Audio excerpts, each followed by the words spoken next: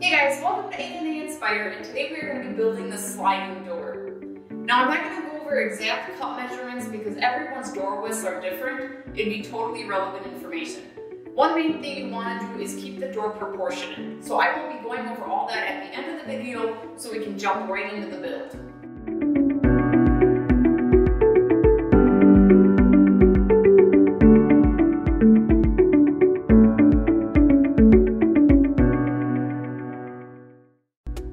We're going to start off by making the door frame. I made 3 pocket holes at each corner, and since these pocket holes are going to be exposed, I always just filled mine with wood filler. Pro Bond is stronger and I fill the pocket hole with that first. I never seem to get an ultra smooth finish, so I always top it off with just normal wood filler. I then just sand it all down smooth, and once it's painted, you'll never know it was there. Next, I cut a sheet of plywood 1 inch larger than the inside of the frame. We want both sides of this panel smooth, so I fill dense gouges and missing knots with filler before sanding.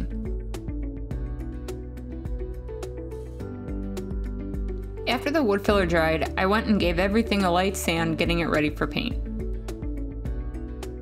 For paint, I used 1 coat of primer, 2 to 3 coats of semi-gloss white, and a small paintbrush for inside corners and the foam roller for everything else. I painted the pieces separately and painted everything. Wood is like a sponge, and anything not painted will suck up moisture and lead to warping over time. So even though we're covering one side, I still made sure and painted it. I wanted to center the panel onto the frame. Take a tape measure and go around and measure till you get equal measurements on the opposite sides. I nailed the panel to the frame, staying a ½ inch from the edge. When nailing a panel, I always start from the center and work my way out. Just in case there's any bows in the wood, you wouldn't want to start from the opposite ends and work towards the middle. Next, I cut my plywood into strips. Now, if you don't have a table saw, I recommend asking a friend. You can always buy these different sizes in the store, but it will be more expensive. It's just another option. Next, I needed a reference line down the center of the door. I marked the center of the doors at both ends and snapped a chalk line. To figure out the length of the strips, I cut it at a 45-degree angle and lined it up with the reference line. I made a mark about 1/8 of an inch from the edge. A trim piece will go around the border, so even if you cut it a ½ inch short, it'll work just fine. I need to know the minimum number of pieces I need. I measured the length of the door and measured the length of my 45. I turned them into decimals and divided.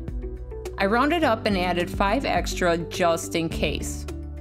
I cut one side of the door at a time. The saw can leave really ugly tear out, and I want to make sure those sides are facing down. Once the right side is cut, I made the stack and I wrote on the top piece right side. You don't want to get these mixed around or confused, so keep them all together. I then do the same thing for the left side and get ready to stain. This is the exact product I used for the design. If you can't find it, I would just use regular white and gray paint. I'm not sure if this is a poly blend, but if I did this with other stain brands, it would never dry and the finish would remain tacky. I start out by laying 4 down, alternating from the left and right pile. Every 4 you do will not look like the last 4. I mean, it doesn't matter how hard you try, and your first won't look anything close to your last. So pulling from the left and the right will allow us to blend everything together when we finally go to put them on the doors. I paint the pieces white and dry brush the gray on. Dip the brush in the gray and use a rake to remove the excess. I'm barely using any pressure and just dragging the brush across.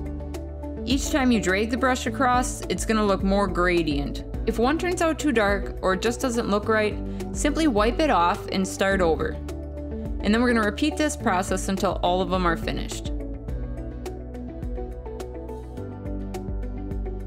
While the pieces are drying, make sure they are evenly supported. On my first set of doors, I laid the pieces on a single 2x4. And since they were wet and the ends weren't supported, they horribly warped. So to avoid this, make sure they are evenly supported during the drying process. After everything is dry, start randomly laying down the pieces. You want smooth variations, and if certain areas stand out, start switching the pieces around. Once you are happy with the pattern, start stacking them in order from the back.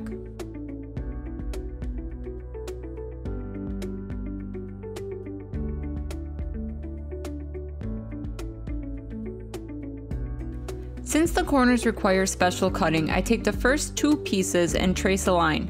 This is going to tell me where I need to start applying the glue. The glue I am using is not the same glue in the description. This tube was practically full and I didn't want it to go bad on me. This stuff is a crystal clear kind, and as you can see, it's a nightmare to spread around. I listed the stuff I used on my first set of doors. I use a plastic V-notch trowel to spread the glue around. You want to do this so the pieces lay evenly. Plus, pushing the pieces on beads of glue is going to have it oozing through the cracks, and we most definitely don't want that. This is why I cut those pieces smaller. The extra wiggle room makes adjustments just so much easier.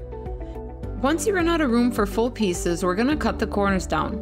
For the bottom, align the piece with the outside and mark 1/8 to 1/4 inch smaller. Once all 3 pieces are cut, I then glue them down together. Repeat this process for all 4 corners of the door. Get eye level with the door and look for uplifted pieces. Push down on the problem areas, and if they raise instantly, there is no glue. If they stick and then uplift, they are just slightly warped and need to be weighted down. I just place a heavy item on top till the glue cures. While I waited on the glue, I painted the trim pieces black. Once everything was dry, I cut the trim at a 45 and placed it in the inside corner. I transferred the corner mark but added 1/8 of an inch. The golden rule with trim is you can always cut more, but you can't get it back. Also, I marked the angle I want because you can easily confuse yourself. I sliver pieces off till it fits perfectly. Continue around the door till all the pieces are cut. Now, I never cut first and then paint the trim. The paint buildup just ruins that perfect fit. So I use a stain pen to hide the raw wood. If you don't have one, a permanent marker will also work. Next, I go around and nail the trim in place.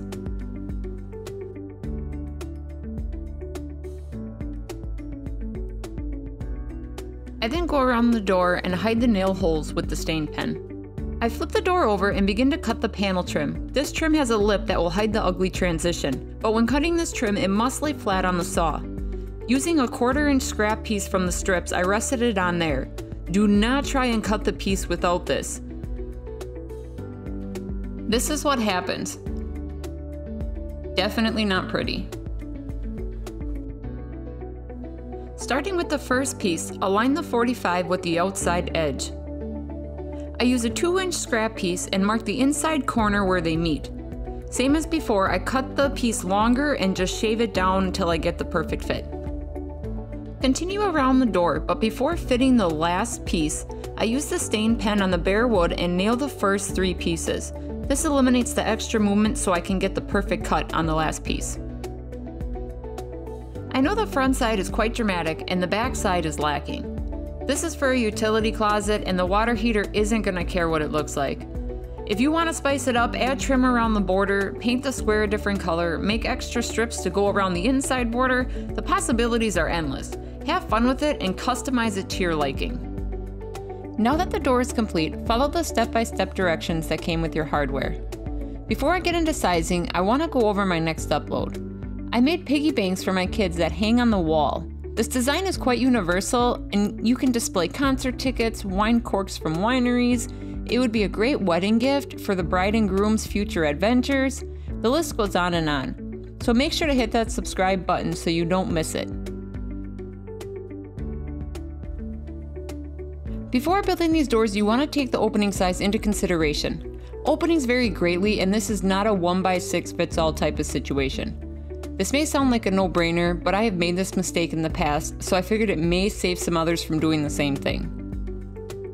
Starting off with the frame, the smaller the opening, the smaller the frame.